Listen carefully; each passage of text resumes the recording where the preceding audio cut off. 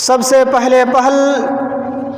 اللہ رب العالمین کی تعریف و توصیف، حمد و ثنا، کبریائی و بزرگی، بلندی و برتری، بعدہ درود و سلام نازل ہو جملہ انبیاء کرام پر، بالخصوص آخری نبی محمد عربی صلی اللہ علیہ وبارک وسلم پر۔ حاضرین جمعہ، آج کے جمعے کا منتخب کردہ عنوان ہے پڑوسی کے حقوق۔ محترم سامعین، اللہ رب العالمین نے انسانوں کو پیدا کیا اور پیدا کرنے کے بعد انسان کی فطرت میں اس بات کی ودیعت کر دی کہ انسان اپنے ساتھ کچھ لوگوں کو چاہتا ہے۔ انسان اکیلا تنہا رہنا پسند نہیں کرتا۔ فطری تقاضا ہے کہ انسان کے ساتھ کچھ رہے، اس کے ساتھ کچھ لوگ ہو۔ چنانچہ آپ حضرت ہاجرہ کو دیکھ سکتے ہیں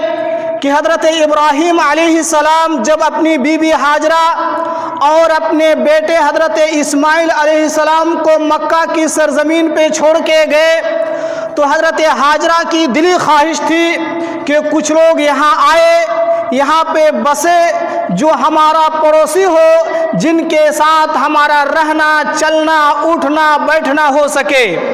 تو انسان کی فطرت میں ہے کہ انسان کے ساتھ کچھ لوگ ہو، کچھ اس کے دکھ درد میں کام آئے، کچھ اس کے خوشی غمی میں کام آئے۔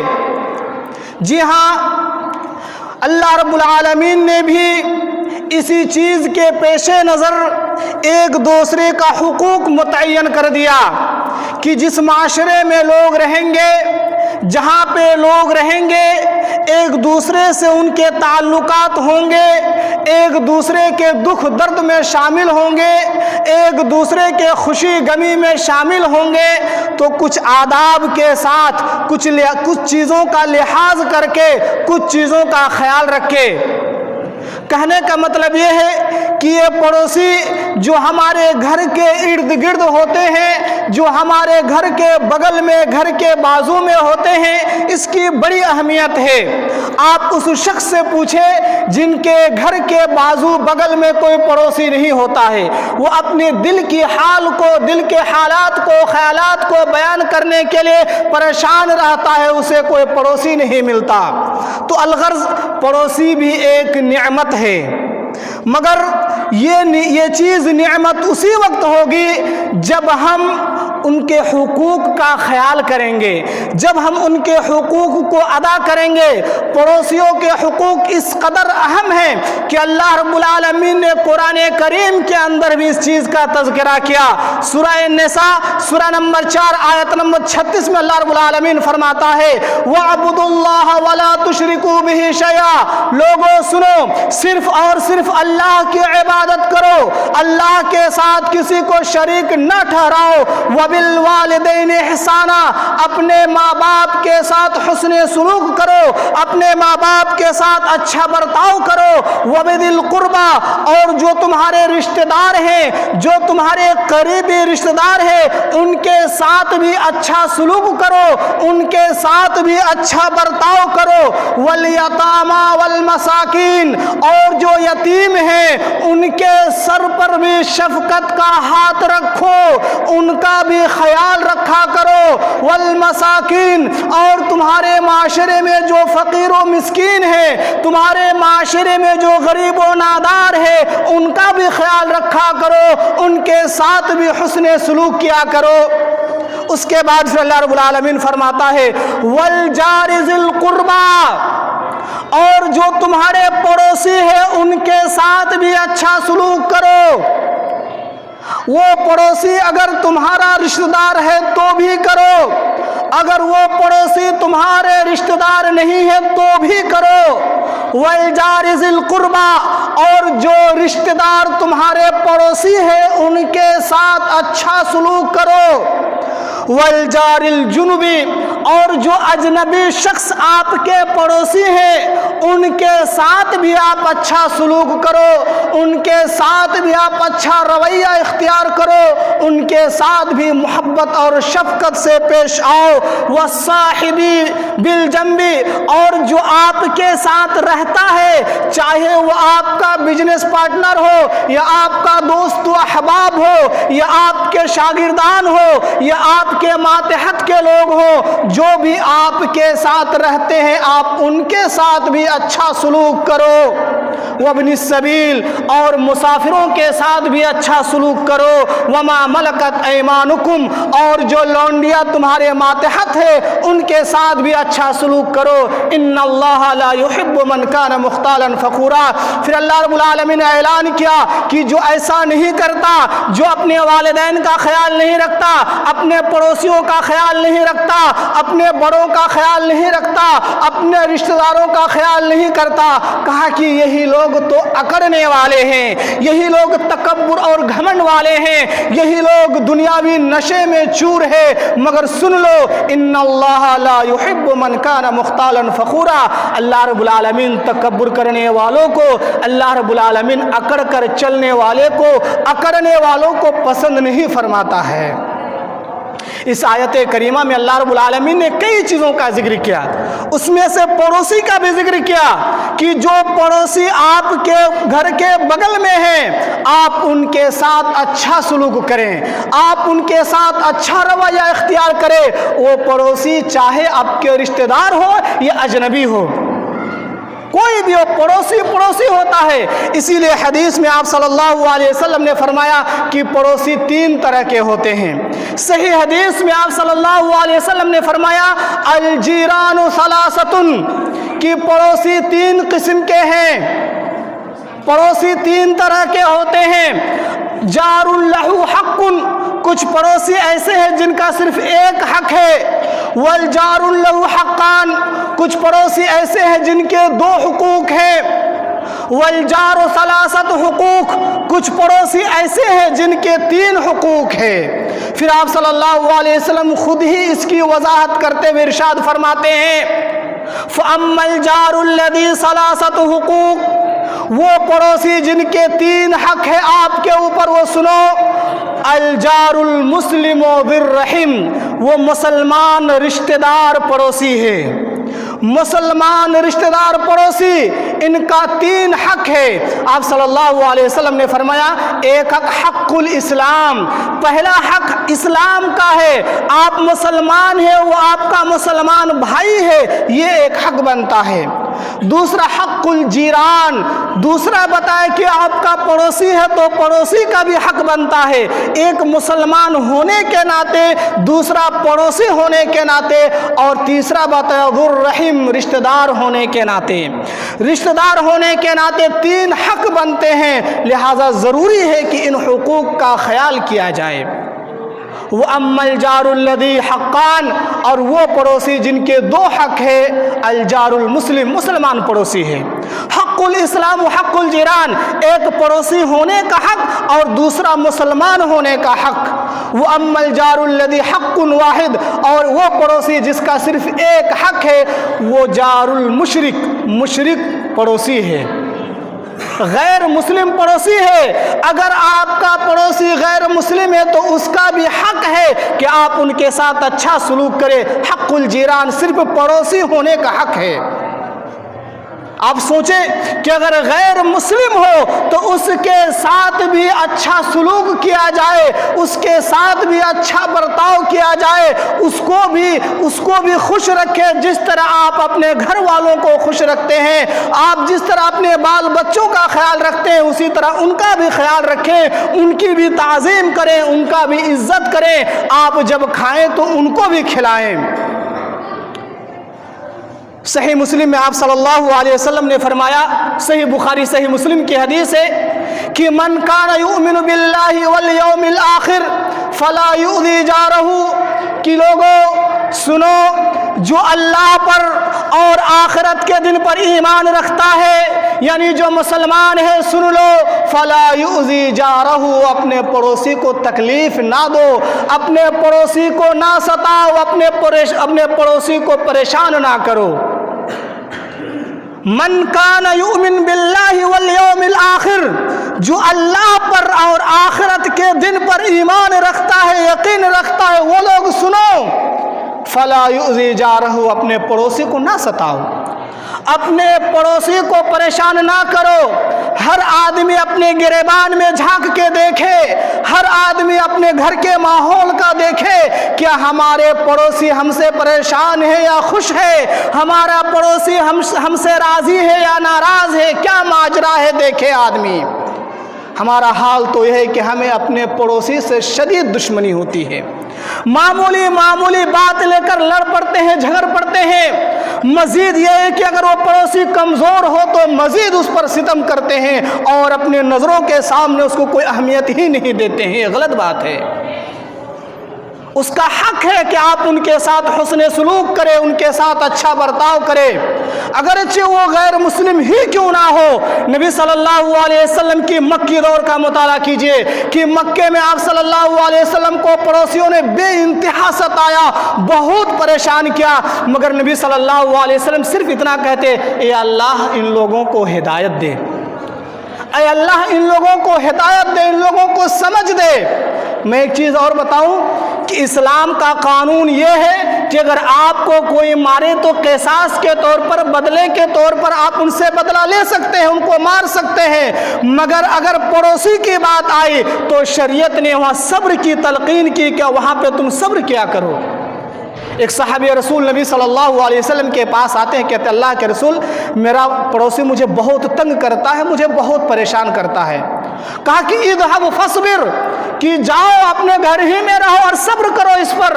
پھر وہ دوسری دفعہ آتے تیسری دفعہ آتے نبی صلی اللہ علیہ وسلم ان کو صبر کی تلقین کرتے ہیں کہ جاؤ تم صبر کرو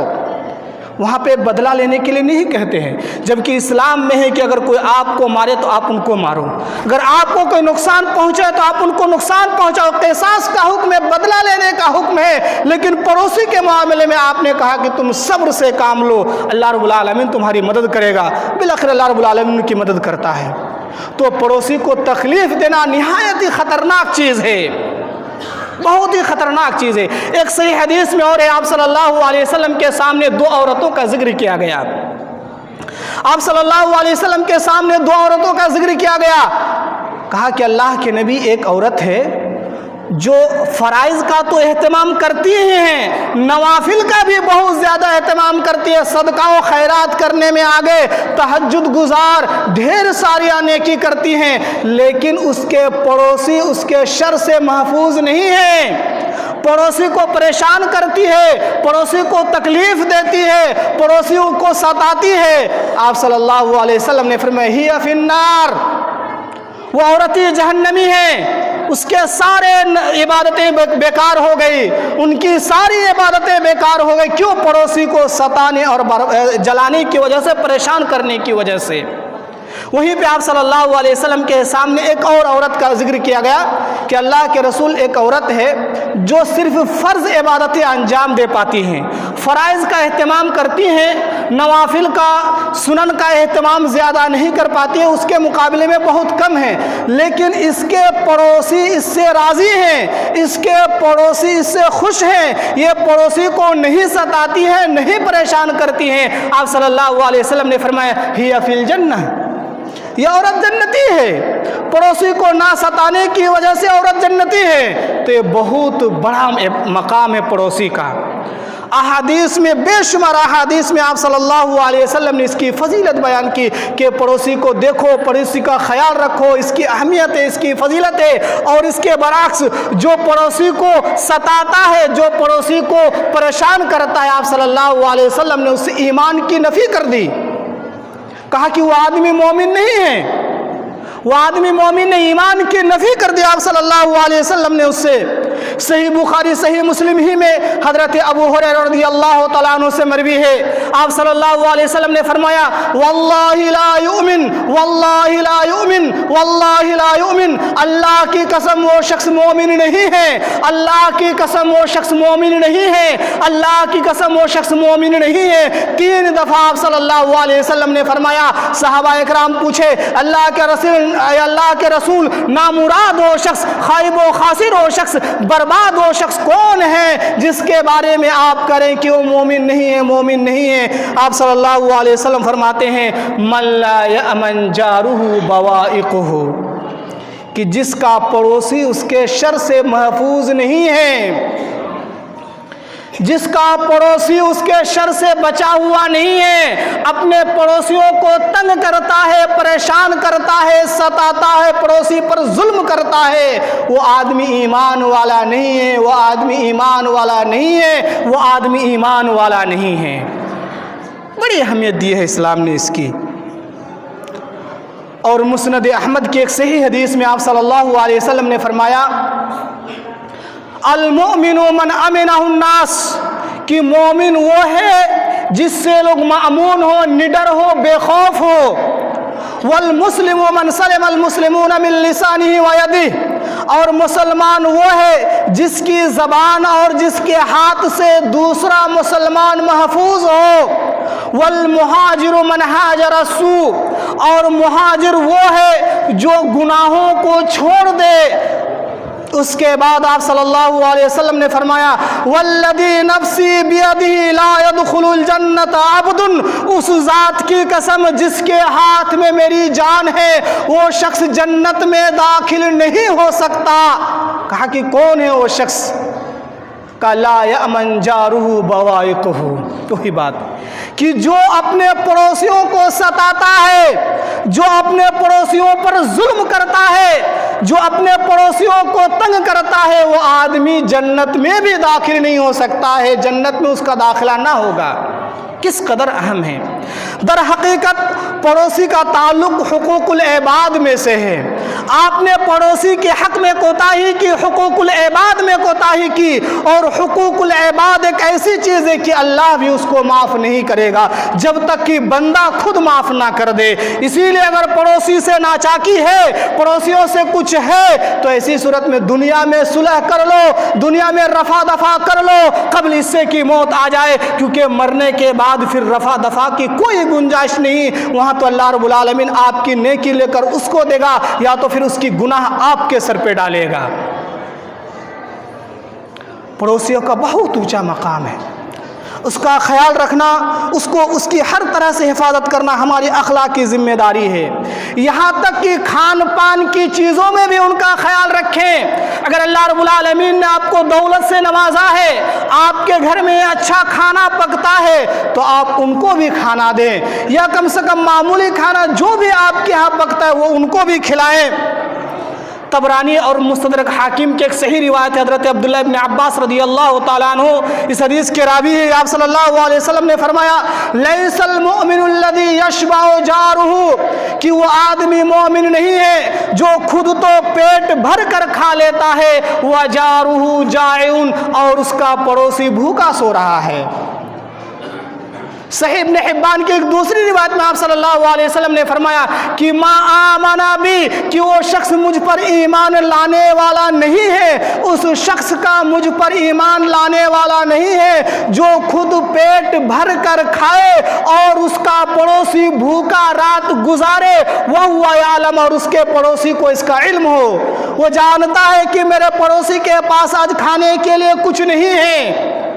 وہ جانتا ہے کہ میرے پڑوسی کے گھر آج چولہا نہیں جلا ہے، اس کے باوجود وہ پڑوسی کا خیال نہ رکھتا ہو، صرف اپنا پیٹ بھرا دنیا جائے، کہیں کوئی مطلب نہیں ہے۔ کہا نبی صلی اللہ علیہ وسلم نے ایسا شخص مجھ پر ایمان والا نہیں ہے، مجھ پر ایمان لانے والا نہیں ہے ایسا شخص، مجھ پر ایمان لانے والا تو وہ ہے جو اپنا بھی خیال رکھے، پڑوسیوں کا بھی خیال رکھے، دوست و احباب کا بھی خیال رکھے، سارے لوگوں کا خیال رکھے۔ اسلام تو اسی چیز کی تعلیم دیتا ہے۔ صرف آپ اپنے پیٹ کو نہ دیکھیں، اور لوگوں کا بھی خیال رکھیں۔ اللہ رب العالمین نے جو آپ کو مال دیا، اس مال میں صرف آپ کا ہی نہیں بلکہ دوسروں کا بھی حق ہے، ان حقوق کو بھی ادا کریں۔ اگر آپ کے یہاں اچھا کھانا پکتا ہے، گوشت پکتا ہے، بریانی پکتی ہے، تو اس میں بھی آپ پڑوسیوں کو شریک کریں، اس میں بھی پڑوسی کا خیال رکھیں۔ حضرت ابو ذر رضی اللہ تعالیٰ عنہ کی حدیث ہے، ابو ذر رضی اللہ تعالیٰ عنہ کہتے ہیں کہ اوصانی خلیلی، مجھے میرے دوست نے یعنی نبی صلی اللہ علیہ وسلم نے وصیت کی کہ اذا طبخت مرقتن، کہ جب تم گوشت پکاؤ فاکثر ماءھا، تو اس میں تھوڑا زیادہ پانی ڈال دو، شوربہ زیادہ کرو، وتعاہد جیرانک، اور اپنے پڑوسی کا خیال رکھو، اپنے پڑوسی کو بھی اس میں شریک کر لو۔ آپ گوشت پکاتے ہیں، آپ کے اچھا کھانا پکتا ہے، آپ کے پڑوسی کو اچھا کھانا نصیب نہیں ہوتا ہے، جب آپ پکائیں تو ذرا زیادہ کر دیں تاکہ پڑوسی کو بھی وہ مل جائے، پڑوسی بھی خوش ہو جائے، پڑوسی کی بھی دعائیں آپ کو مل جائے۔ اور ایک دوسری حدیث میں آپ صلی اللہ علیہ وسلم نے خاص طور پر عورتوں کو خطاب کرتے ہوئے فرمایا، چونکہ اس کا تعلق زیادہ عورتوں ہی سے ہے، تو آپ صلی اللہ علیہ وسلم نے خاص طور پر عورتوں کو خطاب کرتے ہوئے فرمایا، یا نساء المسلمات، اے مسلمان عورتیں، لا تحقرن جارۃ لجارتها ولو فرسان شاۃ، کہ کوئی پڑوسی اپنے پڑوسن کو اگرچہ کھر ہی کیوں نہ ہو دینے میں حقیر نہ جانے، دینے میں شرم و حیا نہ کرے۔ یعنی آپ کے ہاں اگر کھر ہی پکا ہو، آپ کے ہاں جو کچھ بھی پکا ہو، معمولی سے معمولی پایا پکا ہو، تو اسی کا شوربہ تھوڑا سا پہنچا دے، اور دینے والوں کو چاہیے کہ حقیر نہ جانے، لینے والوں کو بھی چاہیے کہ حقیر نہ جانے کہ کیا تھوڑا سا چیز پہنچا دیا ہے۔ دونوں حقیر نہ جانے، جو آپ کو ملا اس پر دعا کریں، اور اللہ رب العالمین سے دعا کریں کہ اللہ رب العالمین مزید اس کو دے، اللہ رب العالمین مزید اس کو دے۔ ارے پڑوسی کا تو اس قدر حق ہے کہ نبی صلی اللہ علیہ وسلم ایک مرتبہ کھڑے تھے، ایک شخص سے بات کر رہے تھے، بہت دیر سے بات کر رہے تھے، بہت دیر تک بات کیے، جب وہ چلے گئے تو ایک صحابی نبی صلی اللہ علیہ وسلم کے پاس گئے، کہا اللہ کے نبی آپ اتنے دیر کھڑے ہو کے بات کر رہے تھے کہ مجھ پر گرا گزرا کہ نبی اتنے دیر سے کھڑے ہیں، مجھ پر گرا گزرا، وہ کون شخص تھا؟ نبی صلی اللہ علیہ وسلم نے کہا کہ وہ جبریل علیہ السلام تھے، اگر تم اس وقت آ کے سلام کرتے تو تمہارے سلام کا جواب بھی دیتے، وہ تمہارے لوگ دور ہی سے تھے۔ تو نبی صلی اللہ علیہ وسلم نے فرمایا جانتے ہو اتنی دیر تک مجھے حضرت جبرائیل کس چیز کی وصیت کر رہے تھے؟ وہ پڑوسی کی وصیت کر رہے تھے۔ نبی صلی اللہ علیہ وسلم نے فرمایا ما زال جبریل یوصینی بالجار حتی ظننت انہ سیورثہ، مجھے پڑوسی کے بارے میں اس قدر وصیت کی، پڑوسی کے حقوق کے بارے میں اتنا سمجھایا یہاں تک کہ مجھے گمان ہونے لگا کہ شاید اب پڑوسی کو بھی وراثت میں حصہ دینا پڑے گا، مگر ایسا نہیں ہوا۔ اتنی وصیت کی حضرت جبرائیل علیہ السلام نے نبی صلی اللہ علیہ وسلم کو کہ نبی صلی اللہ علیہ وسلم کو ہم گمان ہونے لگا کہ کہیں پڑوسی کو بھی وراثت میں حصہ نہ دیا جانے لگے۔ تو بہرحال اس کا بہت ہی بڑا حق ہے، اس کو ان کے حقوق کا خیال رکھنا، ان کو خوش رکھنا، ان کو راضی رکھنا بہت ضروری ہے۔ خاص طور پر یہ جو ٹھنڈی کا موسم آ رہا ہے، اللہ نے ہمیں دولت دی ہے تو ہم ہر موسم پہ اپنے بچوں کے لیے نیا کپڑا خریدتے ہیں، مگر پڑوسی کو غریب کو نصیب نہیں ہوتا ہے، غریب کو نصیب نہیں ہوتا ہے۔ اگر آپ کے پاس زائد کپڑے ہیں تو آپ وہ کپڑے کسی غریب کو دے دے، آپ کے غریب پڑوسی کو دے دے۔ اللہ نے اگر آپ کو پیسہ دیا تو پیسہ سے نیا خرید کے دے، یا کم از کم آپ کے گھر میں جو زائد کپڑے ہیں، جو اچھے کپڑے ہیں، وہ تو کم سے کم پڑوسی کو دے دے کہ وہ بھی استعمال کر سکے۔ اگر آپ پڑوسی کے حقوق کا خیال نہیں کریں گے، اگر آپ پڑوسی پر ظلم کریں گے، پڑوسی کو ستائیں گے، تو ایک آخری حدیث سن لیجئے، نبی صلی اللہ علیہ وسلم نے فرمایا کم من جار معلق بجارہ، کل قیامت کے دن کتنے پڑوسی ایسے ہوں گے جو اپنے پڑوسی کا گریبان پکڑ کر اللہ رب العالمین کے سامنے کھڑا کرے گا اور کہے گا یا ربی صل ھذا، اے پروردگار عالم اس بندے سے پوچھ تو کہ اس نے میرے لیے اپنے دروازے کو کیوں بند رکھا تھا۔ اے اللہ رب العالمین اس شخص سے پوچھ تو کہ اس کو جو تو نے نعمتیں دی تھی، اس کو جو تو نے دولت دیا تھا، اس کو جو تو نے مال دیا تھا، اس سے مجھے کیوں دور رکھا تھا، تو پوچھ۔ اللہ رب العالمین پوچھے گا، پھر ہمارا اور آپ کا کیا جواب ہوگا، سب کو اس پہ غور کرے۔ اللہ رب العالمین سے دعا ہے اللہ رب العالمین ہم تمام لوگوں کو قرآن و سنت کے مطابق عمل کرنے کی توفیق عطا فرمائے۔ الہ العالمین ہم سبوں کو پڑوسی کا، اپنے رشتہ داروں کا حقوق کے خیال رکھنے کی توفیق عطا فرما۔ الہ العالمین ہم سبوں کو اچھے پڑوسی نصیب